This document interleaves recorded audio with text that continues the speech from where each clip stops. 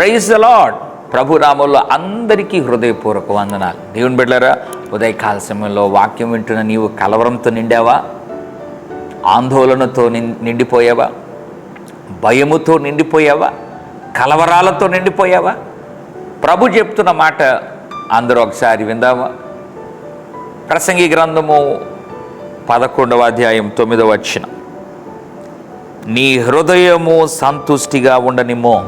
దేవుడు చెప్తున్నాడు, సంతుష్టిగా నీ హృదయాన్ని ఉంచుకో.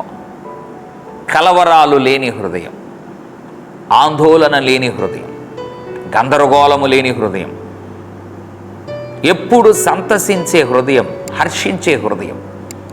ఒకవేళ పరిస్థితులను బట్టి అనుభవించలేకపోయినా ప్రభువుని అడిగితే ఇస్తారు. కాబట్టి హృదయం ఎప్పుడు సంతుష్టిగా ఉండాలి, సంతోషంతో ఉండాలి.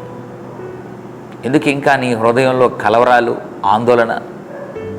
లోకస్తుల వలె ఎందుకు రకరకాల గలిబిలి గుండా పన్నిస్తున్నావు?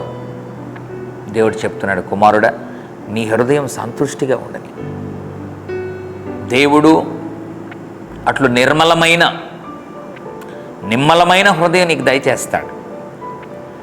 కష్టాలు భూమి మీద లేని వారు ఎవరు లేరు. కానీ నీ హృదయం ప్రభువుకు అప్పగించగలిగితే సంతృష్టితో నీ హృదయాన్ని, సమృద్ధితో నీ హృదయాన్ని, సంతృష్టితో నీ హృదయాన్ని దేవుడు ఉంచుతాడు. కాబట్టి హృదయాన్ని ప్రభువుకు అప్పగించు. దేవుడిచ్చు గొప్ప శాంతి, సమాధానం హృదయంలో అనుభవించు. పరిశుద్ధ తండ్రిని వందనాలు. హృదయము సంతుష్టిగా ఉండనిమ్ము అని అద్భుతమైన మాటను మాట్లాడారు. నీకు స్తోత్రాలు. అట్లు సంతుష్టిగా ఉంచుకొని నీ మహిమార్థమై జీవించు వారిగా చేయమని యేసు నామములో ప్రార్థిస్తున్నాం తండ్రి. ఆమేన్. God bless you.